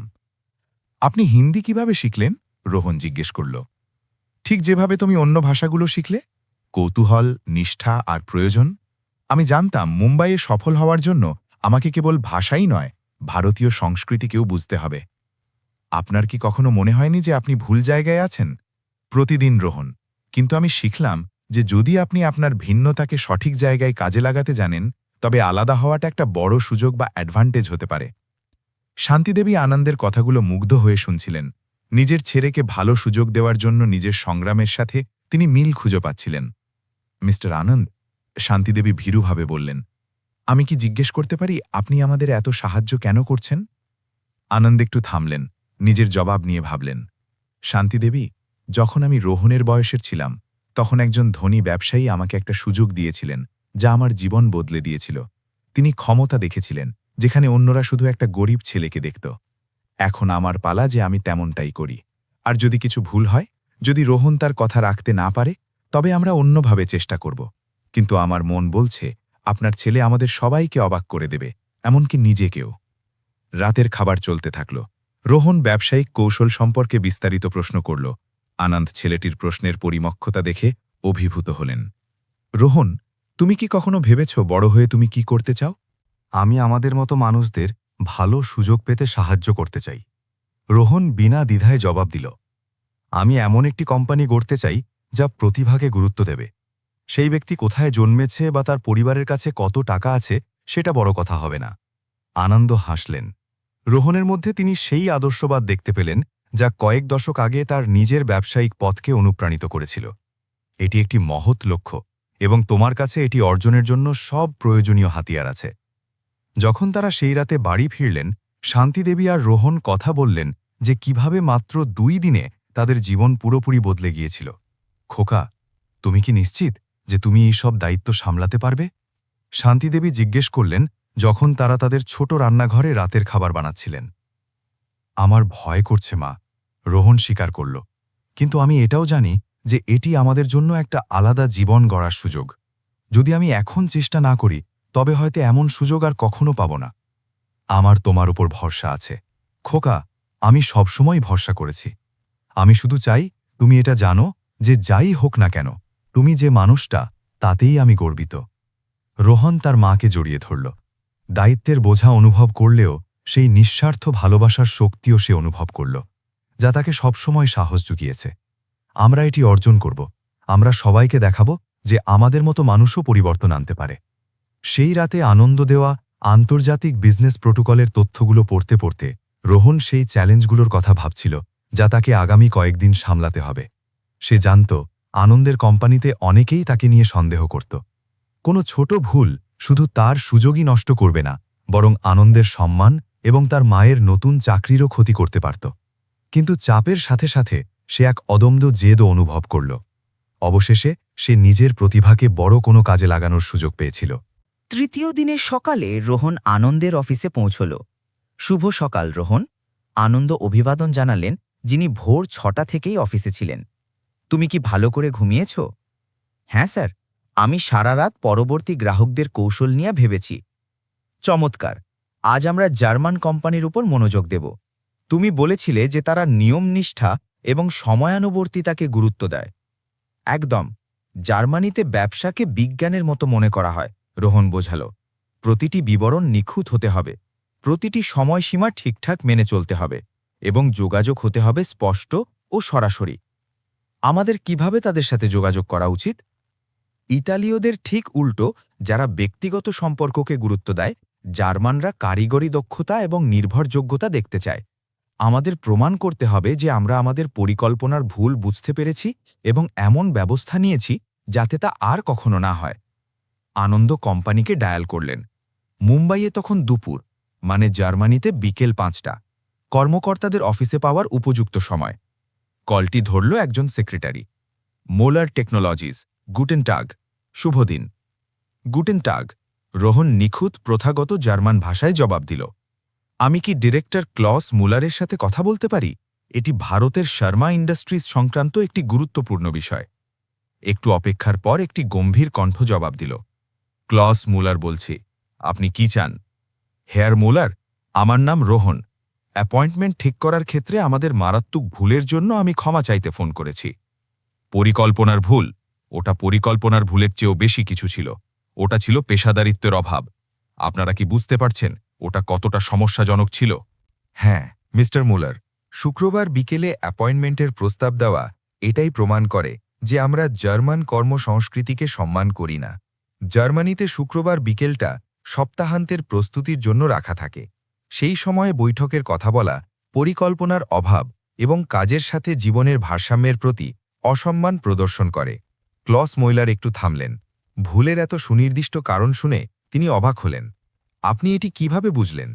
আমরা আমাদের ভুলগুলো নিয়ে পড়াশোনা করেছি এবং বুঝেছি যে সফল আন্তর্জাতিক ব্যবসার জন্য সঠিক সাংস্কৃতিক জ্ঞান প্রয়োজন। আমরা আপনাকে একটি নতুন প্রেজেন্টেশন দিতে চাই যা জার্মান মানদণ্ড অনুযায়ী হবে। আপনাদের কত সময় লাগবে? 2 সপ্তাহ মিস্টার মুলার।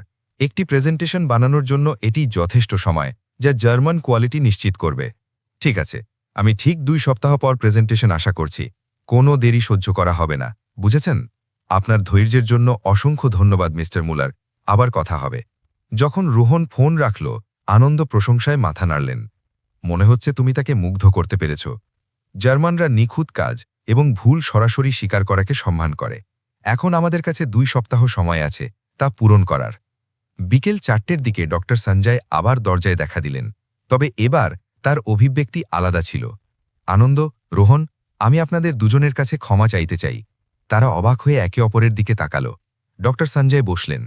আজ আমি 3 জন গ্রাহকের কাছ থেকে ফোন পেয়েছি যারা আমাদের নতুন সাংস্কৃতিক প্রোটোকল সম্পর্কে জিজ্ঞেস করছিল।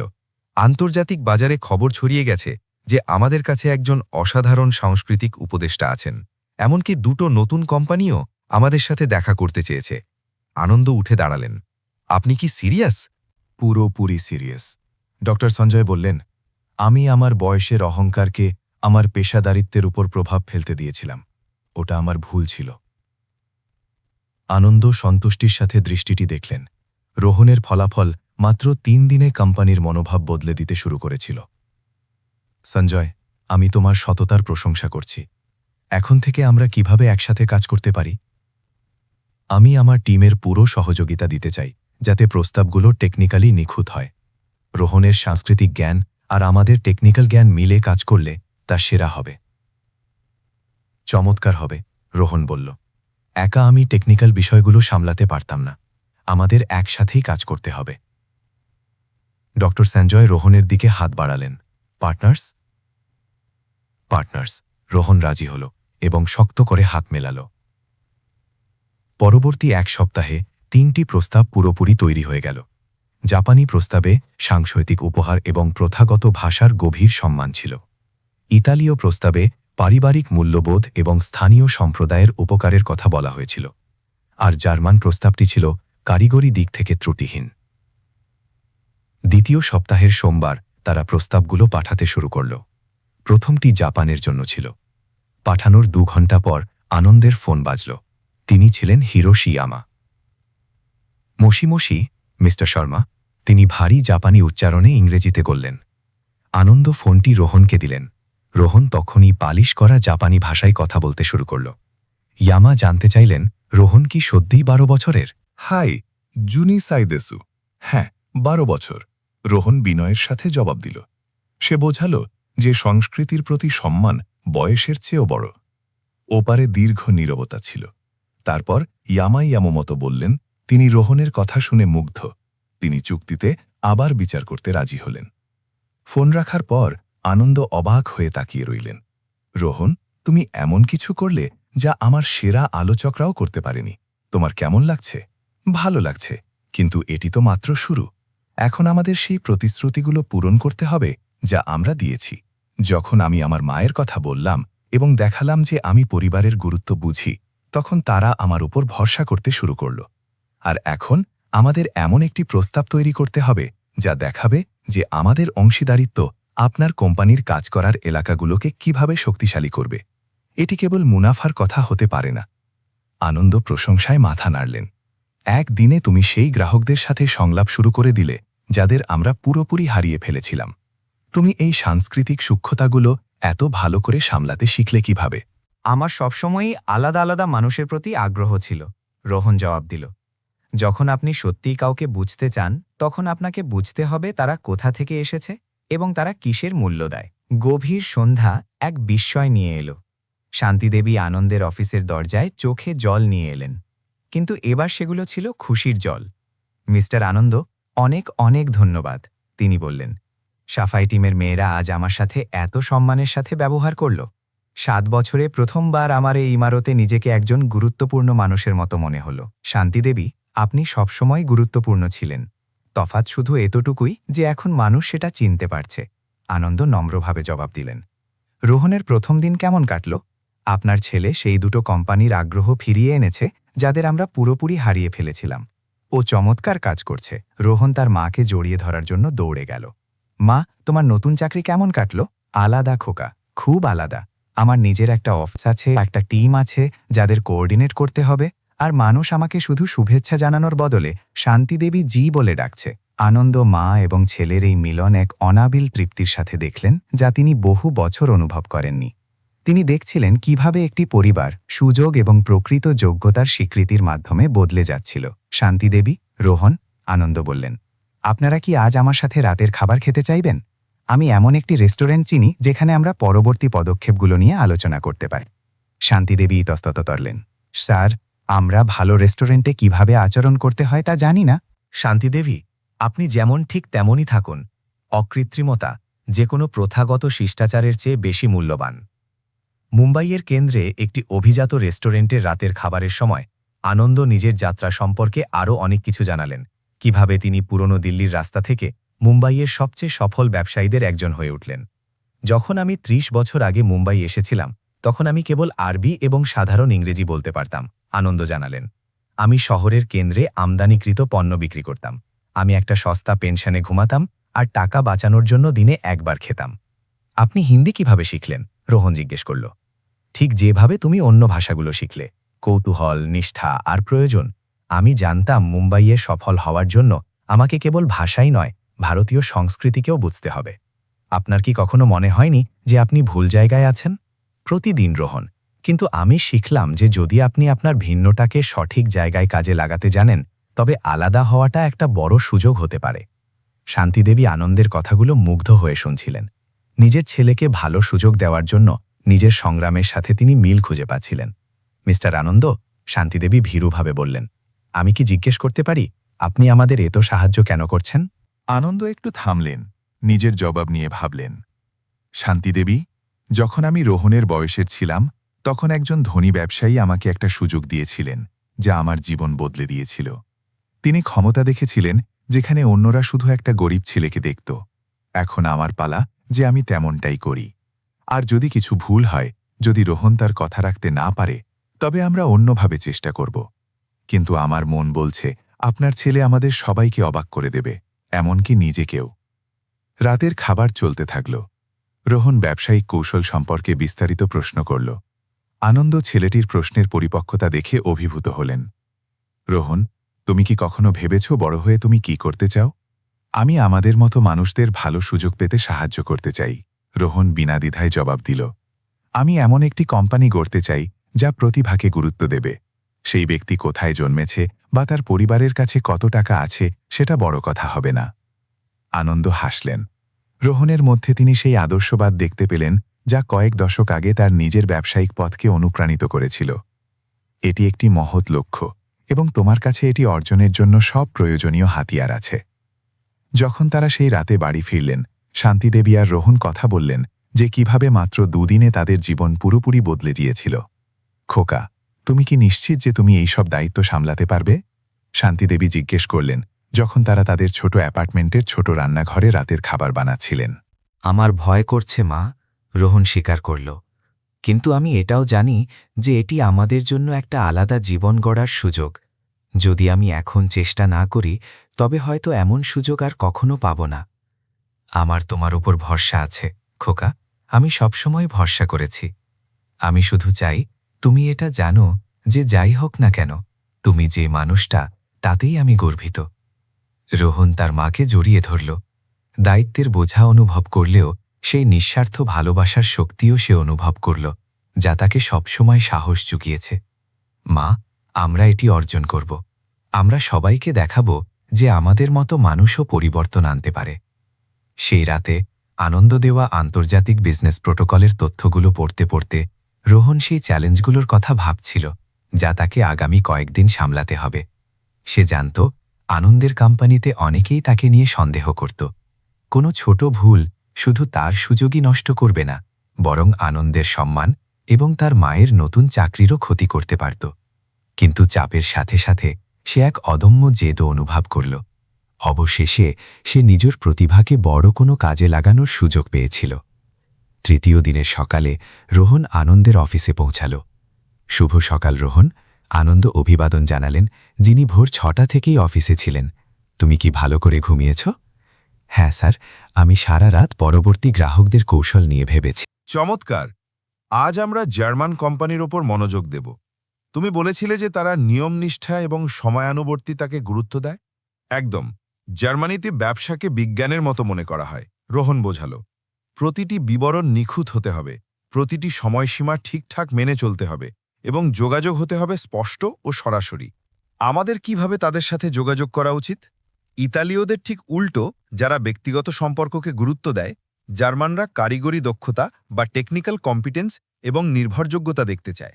আমাদের প্রমাণ করতে হবে যে আমরা আমাদের পরিকল্পনার ভুল বুঝতে পেরেছি এবং এমন ব্যবস্থা নিয়েছি যাতে তা আর কখনো না হয়। আনন্দ জার্মান কোম্পানিকে ডায়াল করলেন। মুম্বাইয়ে তখন দুপুর, মানে জার্মানিতে বিকেল 5টা, কর্মকর্তাদের অফিসে পাওয়ার উপযুক্ত সময়। কলটি ধরল একজন সেক্রেটারি, যে যান্ত্রিক নিখুঁততার সাথে জার্মান বলছিল। মিউলার টেকনোলজিস, গুটন ট্যাগ। শুভ দিন। গুটন ট্যাগ। রোহন নিখুঁত প্রথাগত জার্মান ভাষায় জবাব দিল, আমি কি ডিরেক্টর ক্লাউস মিউলারের সাথে কথা বলতে পারি? এটি ভারতের শর্মা ইন্ডাস্ট্রিজ সংক্রান্ত একটি গুরুত্বপূর্ণ বিষয়। একটি অপেক্ষার পর একটি গম্ভীর কণ্ঠ জবাব দিল, ক্লাউস মিউলার বলছি, আপনি কি চান? হেয়ার মিউলার, আমার নাম রোহন। অ্যাপয়েন্টমেন্ট ঠিক করার ক্ষেত্রে আমাদের মারাত্মক পরিকল্পনার ভুলের জন্য আমি ক্ষমা চাইতে ফোন করেছি। পরিকল্পনার ভুল? ওটা পরিকল্পনার ভুলের চেয়েও বেশি কিছু ছিল। ওটা ছিল পেশাদারিত্বের অভাব। আপনারা কি বুঝতে পারছেন ওটা কতটা সমস্যাজনক ছিল? হ্যাঁ মিস্টার মিউলার, ফ্রাইডে বিকেলে অ্যাপয়েন্টমেন্টের প্রস্তাব দেওয়া এটাই প্রমাণ করে যে আমরা জার্মান কর্মসংস্কৃতিকে সম্মান করি না। জার্মানিতে ফ্রাইডে বিকেলটা সপ্তাহান্তের প্রস্তুতির জন্য রাখা থাকে। সেই সময়ে ব্যবসায়িক বৈঠকের কথা বলা পরিকল্পনার অভাব এবং কাজের সাথে জীবনের ভারসাম্যের প্রতি অসম্মান প্রদর্শন করে। ক্লাউস মিউলার একটু থামলেন। ভুলের এত সুনির্দিষ্ট কারণ শুনে তিনি অবাক হলেন। আপনি এটি কিভাবে বুঝলেন? আমরা আমাদের ভুলগুলো নিয়ে পড়াশোনা করেছি এবং বুঝেছি যে সফল আন্তর্জাতিক ব্যবসার জন্য সঠিক সাংস্কৃতিক জ্ঞান প্রয়োজন। আমরা আপনাকে একটি নতুন প্রেজেন্টেশন দিতে চাই যা জার্মান মানদণ্ড অনুযায়ী হবে। আপনাদের কত সময় লাগবে? 2 সপ্তাহ মিস্টার মুইলার। একটি প্রেজেন্টেশন বানানোর জন্য এটি যথেষ্ট সময়, যা জার্মান কোয়ালিটি নিশ্চিত করবে, এবং আমি কথা দিচ্ছি এটি সময়মতো এবং সম্পূর্ণ হবে। ঠিক আছে, আমি ঠিক 2 সপ্তাহ পর প্রেজেন্টেশনের আশা করছি। কোনো দেরি সহ্য করা হবে না, বুঝেছেন? আপনার ধৈর্যের জন্য অসংখ্য ধন্যবাদ মিস্টার মুইলার। আবার দেখা হবে। যখন রোহান ফোন রাখল, আনন্দ প্রশংসায় মাথা নাড়ালেন। মনে হচ্ছে তুমি তাকে মুগ্ধ করতে পেরেছ। জার্মানরা নিখুঁত কাজ এবং ভুল সরাসরি স্বীকার করাকে সম্মান করে। বিকেল 4টের দিকে ডক্টর সঞ্জয় আবার দরজায় দেখা দিলেন, তবে এবার তার অভিব্যক্তি আলাদা ছিল। আনন্দ, রোহান, আমি আপনাদের দুজনের কাছে ক্ষমা চাইতে চাই। তারা অবাক হয়ে একে অপরের দিকে তাকালো। ডক্টর সঞ্জয় বসলেন। আজ আমি 3 জন গ্রাহকের কাছ থেকে ফোন পেয়েছি যারা আমাদের নতুন সাংস্কৃতিক প্রোটোকল সম্পর্কে জিজ্ঞেস করছিল। আন্তর্জাতিক বাজারে খবর ছড়িয়ে পড়েছে যে আমাদের কাছে একজন অসাধারণ সাংস্কৃতিক উপদেষ্টা আছে। আনন্দ উঠে দাঁড়ালেন। আপনি কি সিরিয়াস? পুরোপুরি সিরিয়াস। এমনকি 2টো নতুন কোম্পানি যারা আগে কখনো আমাদের সাথে ব্যবসা করেনি, তারা আমাদের এই সাংস্কৃতিক পরামর্শ পরিষেবার জন্য বৈঠক করতে চেয়েছে। ডক্টর সঞ্জয় রোহানের দিকে তাকালেন। রোহান, আমি ভুল ছিলাম। আমি আমার বয়সের অহংকারকে আমার পেশাদারিত্বের ওপর প্রভাব ফেলতে দিয়েছিলাম। ওটা আমার ভুল ছিল। আনন্দ সন্তুষ্টির সাথে দৃশ্যটি দেখলেন। রোহানের ফলাফল মাত্র 3 দিনে কোম্পানির মনোভাব বদলে দিতে শুরু করেছিল। সঞ্জয়, আমি তোমার সততার প্রশংসা করছি। এখন থেকে আমরা কিভাবে একসাথে কাজ করতে পারি? আমি আমার টিমের পুরো সহযোগিতা দিতে চাই, যাতে প্রস্তাবগুলো টেকনিক্যালি নিখুঁত হয়। রোহানের সাংস্কৃতিক জ্ঞান আর আমাদের টেকনিক্যাল জ্ঞান মিলে কাজ করলে তা সেরা হবে। চমৎকার হবে, রোহান বলল। একা আমি টেকনিক্যাল বিষয়গুলো সামলাতে পারতাম না। আমাদের একসাথেই কাজ করতে হবে। ডক্টর সঞ্জয় রোহনের দিকে হাত বাড়ালেন। পার্টনার্স? পার্টনার্স? রোহন রাজি হল এবং শক্ত করে হাত মেলাল। পরবর্তী 1 সপ্তাহে 3টি প্রস্তাব পুরোপুরি তৈরি হয়ে গেল। জাপানি প্রস্তাব, ইতালীয় প্রস্তাব এবং জার্মান প্রস্তাব। প্রতিটি ছিল সেই দেশের সংস্কৃতির সাথে মানানসই। 2য় সপ্তাহের সোমবার তারা প্রস্তাবগুলো পাঠাতে শুরু করল। জাপানি প্রস্তাব পাঠানোর 2 ঘণ্টা পর হিরোশি ইয়ামা ফোন করলেন। আনন্দ ফোনটি রোহনকে দিলেন। রোহন তখনই পালিশ করা জাপানি ভাষায় কথা বলতে শুরু করল। ইয়ামা জানতে চাইলেন, রোহন কি সত্যিই 12 বছরের? হ্যাঁ, 12 বছর, রোহন বিনয়ের সাথে জবাব দিল। সে বোঝাল যে সংস্কৃতির প্রতি সম্মান বয়সের চেয়েও বড়। ইয়ামা মতো বললেন, তিনি রোহনের কথা শুনে মুগ্ধ। তিনি চুক্তিতে আবার বিচার করতে রাজি হলেন। ফোন রাখার পর আনন্দ অবাক হয়ে তাকিয়ে রইলেন। রোহন, তুমি 10 কোটি টাকার চুক্তি আবার জিতে নিয়েছ। তুমি এটা করতে পেরেছ? খবরটি দ্রুত কোম্পানিতে ছড়িয়ে পড়ল।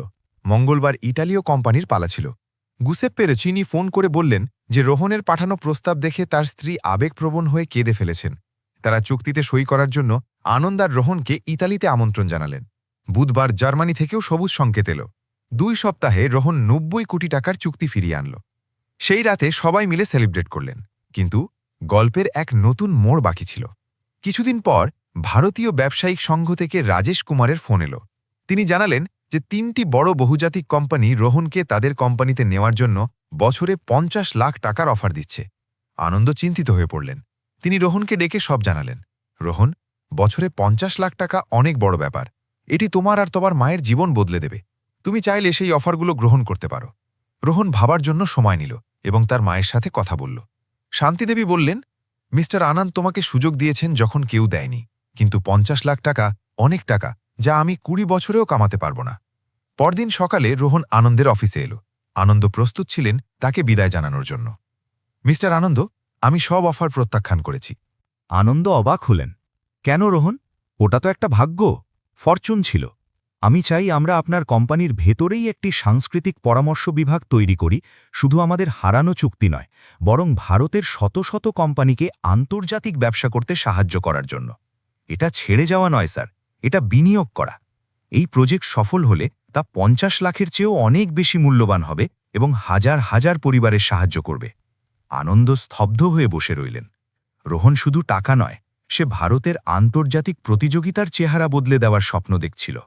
কারণ আমি আপনার থেকে শিখেছি যে বয়স দৃষ্টিভঙ্গিকে সীমাবদ্ধ করে না। আপনি যখন তরুণ ছিলেন তখনই এই সব গড়েছিলেন, কারণ আপনি বড় চিন্তা করেছিলেন এবং ঝুঁকি নিতে ভয় পাননি। আনন্দ উঠে জানালার দিকে গেলেন। নিচে মুম্বাই শহরটিকে দেখতে দেখতে তিনি ভাবছিলেন, সেই শহরে কত কোম্পানি সাংস্কৃতিক মতভেদ না বোঝার কারণে আন্তর্জাতিক সুযোগ হারিয়ে ফেলছিল। রোহনের মতো কত প্রতিভা সুযোগের অভাবে নষ্ট হয়ে যাচ্ছিল। যদি আমাদের এটি করতে হয়, তবে একে সঠিক পদ্ধতিতে করতে হবে, পেশাদার কাঠামো, পর্যাপ্ত সম্পদ এবং যোগ্য টিমের সাথে। তুমি কি রাজি? আনন্দ একটি হাসির সাথে রোহনের দিকে ফিরলেন। আমি রাজি, কিন্তু কিছু শর্তের সাথে। কি? প্রথমত, তোমাকে পড়াশুনো চালিয়ে যেতে হবে। আমরা সেরা শিক্ষকদের নিয়োগ দেব, যাতে তুমি এই প্রজেক্টটি বিকশিত করার পাশাপাশি তোমার প্রথাগত শিক্ষা শেষ করতে পারো। আমি একমত। দ্বিতীয়ত, তোমার মা এই নতুন ডিভিশনে মাইনরিটি পার্টনার হবেন। তিনি অনেক কঠোর পরিশ্রম করেছেন যাতে কেবল তোমাকেই পুরস্কৃত না করা হয়। রোহনের চোখে জল এসে গেল। ধন্যবাদ মিস্টার আনন্দ। আর তৃতীয়ত, যদি কোনো সময়ে তোমার মন বদলে যায় এবং তুমি অন্য কোনো প্রস্তাব গ্রহণ করতে চাও, তবে আমার আশীর্বাদ থাকবে। আমি চাই না যে তুমি কৃতজ্ঞতার কারণে এখানে আটকে আছো বলে অনুভব করো। আমি আমার মন বদলাবো না স্যার, এটি আমার পছন্দ। নতুন সাংস্কৃতিক পরামর্শ বিভাগের বা কালচারাল কনসালটেন্সি ডিভিশনের খবর ব্যবসায়িক মহলে দ্রুত ছড়িয়ে পড়ল। 2 সপ্তাহের মধ্যেই তাদের কাছে 15টি কোম্পানি আগ্রহ প্রকাশ করল। ডক্টর সঞ্জয়কে টেকনিক্যাল দিকটি নেতৃত্ব দেওয়ার জন্য বেছে নেওয়া হয়েছিল, যেখানে রোহন সাংস্কৃতিক বিষয়গুলোর সমন্বয় করছিল। শান্তি দেবী, যিনি কখনো ভাবেননি যে কোনোদিন তিনি একটি কোম্পানির পার্টনার হবেন, প্রতিবার যখন নতুন ডিভিশনের ফলকে নিজের নাম দেখতেন তখন আবেগে কেঁদে ফেলতেন। সেখানে লেখা ছিল, শর্মা সাংস্কৃতিক পরামর্শ, প্রতিষ্ঠাতা আনন্দ শর্মা, রোহন, শান্তি দেবী। 6 মাস পর এই ডিভিশনটি প্রায় 50টি ভারতীয় কোম্পানিকে সফল আন্তর্জাতিক পার্টনারশিপ গড়তে সাহায্য করেছিল। রোহন তার মতো সাধারণ পরিবার থেকে আসা অন্যান্য প্রতিভাবান তরুণদের কাজে নিয়োগ দিয়েছিল। এর ফলে একটি বৈচিত্র্যময় টিম তৈরি হয়েছিল, যারা অর্থনৈতিক চ্যালেঞ্জ এবং সাংস্কৃতিক সূক্ষ্মতা উভয়ই বুঝত। যা একটি ব্যবসায়িক বৈঠকে সামান্য বাধা হিসেবে শুরু হয়েছিল, তা ভারতীয় কোম্পানিগুলোর আন্তর্জাতিক ব্যবসা করার পদ্ধতিতে একটি বিপ্লবে পরিণত হয়েছিল। কিন্তু গল্প এখনও শেষ হয়নি। সবচেয়ে বড় পরীক্ষা এখনও বাকি ছিল। 1 বছর পর যখন রোহন সেই বোর্ড রুমে প্রথমবার ঢুকেছিল তার বর্ষপূর্তিতে, তখন একটি ফোন এলো যা তাদের গড়া সব সীমানাকে চ্যালেঞ্জ জানালো। আনন্দ, আমি সাংহাই ইন্টারন্যাশনাল ট্রেডিং থেকে চেন ওয়েইমিং বলছি। চেন, তোমার কথা শুনে ভালো লাগলো। সব কেমন চলছে? খুব ভালো। তোমাদের সাথে অসাধারণ জোটের জন্য ধন্যবাদ। আসলে আমি তোমাকে একটি বিশেষ প্রস্তাব দেওয়ার জন্য ফোন করেছি। আমি শুনছি। আমাদের চীনা কনসর্শিয়াম বিশেষভাবে ল্যাটিন আমেরিকায় কার্যক্রম শুরু করার জন্য রোহনের সেবা নিতে চায়। প্রস্তাবটি হল বছরে 5 কোটি টাকা এবং সাথে বোনাস। আনন্দের মনে হল যেন পায়ের তলা থেকে মাটি সরে যাচ্ছে। বছরে 5 কোটি টাকা, এটি একটি অভাবনীয় অঙ্ক যা পূরণ করা অসম্ভব ছিল। এটি একটি খুব উদার প্রস্তাব, চেন। আরও আছে, আমরা সাংহাইতে বসবাসের ব্যবস্থা, সেরা চীনা বিশ্ববিদ্যালয়ে পড়াশুনো এবং রোহানকে আমাদের আর্থিক সমর্থনে নিজস্ব পরামর্শদাতা কোম্পানি গড়ার সুযোগ দেব। আমি ওর সাথে কথা বলে তোমাকে আবার ফোন করব। যখন আনন্দ ফোন রাখলেন, তার হাত কাঁপছিল। কোনো দায়িত্বশীল অভিভাবক তার সন্তানকে এমন সুযোগ প্রত্যাখ্যান করার পরামর্শ দিতে পারত না যা তাকে আজীবনের আর্থিক সুরক্ষা নিশ্চিত করত। রোহন এখন ১৩ বছরের। সে চুপচাপ সব শুনল। বছরে ৫ কোটি টাকা? রোহন ধীরে ধীরে পুনরায় বলল, এটি একটি বিরাট সৌভাগ্য রোহন। তুমি আর তোমার পরিবার চীনে চলে যেতে পারো। তোমার মা সেখানে বড় পদ পাবেন। রোহন কয়েক মিনিট চুপ থাকল। মিস্টার আনন্দ, আমি কি আপনাকে একটি ব্যক্তিগত প্রশ্ন করতে পারি? আপনি যখন তরুণ ছিলেন এবং বড় চাকরির প্রস্তাব পেয়েছিলেন, তখন সেটি প্রত্যাখ্যান করে নিজের কোম্পানি গড়ার সিদ্ধান্ত কেন নিয়েছিলেন? আনন্দ হাসলেন। আমার মনে হয়েছিল আমি নিজের কিছু একটা করতে চাই, যা আমার মূল্যবোধকে প্রতিফলিত করবে এবং আমার মতো অন্যদের সাহায্য করবে। আপনার কি কখনো আফসোস হয়েছে? কখনোই না। সবচেয়ে কঠিন মুহূর্তেও আমি জানতাম যে আমি কাকার চেয়েও বড় কিছু তৈরি করছি। রোহন ধীরে ধীরে মাথা নাড়ল। তবে আমি আমার জবাব পেয়ে গেছি। সেদিন রাতে রোহন তার মায়ের সাথে দীর্ঘ আলোচনা করল। শান্তিদেবী বললেন, খোকা, ৫ কোটি টাকা অনেক টাকা, কিন্তু আমি শিখেছি যে সুখ কেবল টাকা দিয়ে আসে না, এমন কিছু করার মাধ্যমে আসে যার কোনো অর্থ আছে। তুমি কি রাগ করনি যে আমি এত টাকা প্রত্যাখ্যান করছি? আমি গর্বিত। শান্তিদেবী রোহনকে জড়িয়ে ধরলেন। পরদিন সকালে রোহন আনন্দের অফিসে গিয়ে জানালো, মিস্টার আনন্দ, আমি চীনা প্রস্তাবটি প্রত্যাখ্যান করব, কিন্তু আমি আমাদের কোম্পানির বিস্তার ল্যাটিন আমেরিকার দেশগুলোতে করার প্রস্তাব দিচ্ছি। আমরা তাদের চেয়েও ভালো এবং ব্যক্তিগত সেবা দিয়ে প্রতিযোগিতা করতে পারি। আনন্দ অবাক হলেন। তুমি কি একটি বিশ্বশক্তির সাথে সরাসরি প্রতিযোগিতার কথা বলছো? আমি এমন কিছু দেওয়ার কথা বলছি যা তারা পারবে না, ল্যাটিন আমেরিকান সংস্কৃতির প্রকৃত উপলব্ধি। আনন্দ হাত বাড়িয়ে দিলেন। পার্টনার্স, চিরদিনের জন্য, রোহন জবাব দিল। সেই সকালের ৫ বছর কেটে গেল। রোহন এখন ১৭ বছরের। তাদের কোম্পানির বিস্তার এখন ৮টি ল্যাটিন আমেরিকান দেশে। শান্তিদেবী এখন অপারেশনস ডিরেক্টর। রোহন স্ট্যানফোর্ড বিশ্ববিদ্যালয় থেকে পূর্ণ স্কলারশিপ নিয়ে পড়ার সুযোগ পেল। আনন্দ আর শান্তিদেবী তাকে বিদায় জানালেন। ৩ মাস পর রোহন বোস্টনে চলে গেল। ডক্টর সঞ্জয় একটি আবেগী ভাষণ দিলেন এবং স্বীকার করলেন যে যোগ্যতার কোনো বয়স হয় না। ২ বছর পর স্ট্যানফোর্ডে পড়ার সময় রোশনের কাছে আরও একটি বড় অফার এলো। রিচার্ডসন ইন্টারন্যাশনাল কনসাল্টিং তাদের কোম্পানিকে ৫০০ কোটি টাকায় কিনে নিতে চাইল। রোহন মুম্বাইয়ে ফিরে এসে ভাবল। তার মনে পড়ল মায়া নামের একজন ঝাড়ুদারের কথা এবং তার ছেলে অর্জুনের কথা, যাকে রোহন পড়ার সুযোগ করে দিয়েছিল। সে বুঝল, কোম্পানি বিক্রি করে দিলে এই মানবিক সম্পর্কগুলো হারিয়ে যাবে। সে ৫০০ কোটি টাকার অফার প্রত্যাখ্যান করল। এটি টাকার প্রশ্ন নয় মিস্টার রিচার্ডসন, এটি উদ্দেশ্যের প্রশ্ন। রোহন তার পড়াশোনা শেষ করে স্থায়ীভাবে মুম্বাই ফিরে এলো। তার প্রথম সিদ্ধান্ত ছিল স্কলারশিপ প্রজেক্টের বিস্তার ঘটানো। স্ট্যানফোর্ড থেকে স্নাতক হওয়ার ৫ বছর পর রোহন আবার একটি বোর্ড রুমে ছিল। এবার টেবিলের ওপাশে ছিল ১৫ বছরের একটি মেয়ে, প্রিয়া, যার মা সেই অফিসের রান্নাঘরে কাজ করতেন। প্রিয়া ৫টি ভাষা জানত। রুহান হাসল। নিজের গল্পের পুনরাবৃত্তি দেখে সে হাত বাড়িয়ে দিল। টিমে তোমাকে স্বাগতম, প্রিয়া। শান্তিদেবী আর আনন্দ দরজার বাইরে থেকে দেখছিলেন। আনন্দ জিজ্ঞেস করলেন, ইতিহাসের পুনরাবৃত্তি দেখে তোমার কেমন লাগছে? আমি কৃতজ্ঞ, রোহন বলল। প্রকৃত সাফল্য নিজে যা অর্জন করেছি তাতে নয়, বরং অন্যদের জন্য আমরা কতটি দরজা খুলতে পেরেছি তার মধ্যে থাকে। পরের পদক্ষেপ কি? রোহন জানালার দিকে তাকাল। আফ্রিকা এবং এশিয়ায় বিস্তার। সেখানে লাখ লাখ প্রতিভাবান তরুণ আছে যাদের কেবল সুযোগ প্রয়োজন। সেদিন রাতে আনন্দ, শান্তিদেবী আর রোহন সেই পুরনো রেস্টুরেন্টে ডিনার করলেন। তোমার কি কোনো আফসোস আছে? আনন্দ জিজ্ঞেস করলেন। রোহন দুজনকে ভালোবেসে দেখল। আমার কোনো আফসোস নেই। প্রতিটি সিদ্ধান্ত, প্রতিটি চ্যালেঞ্জ এবং প্রতিটি প্রত্যাখ্যান করার সুযোগ আমাদের আজ এখানে নিয়ে এসেছে। আর আমাদের ঠিক এখানেই হওয়া উচিত ছিল।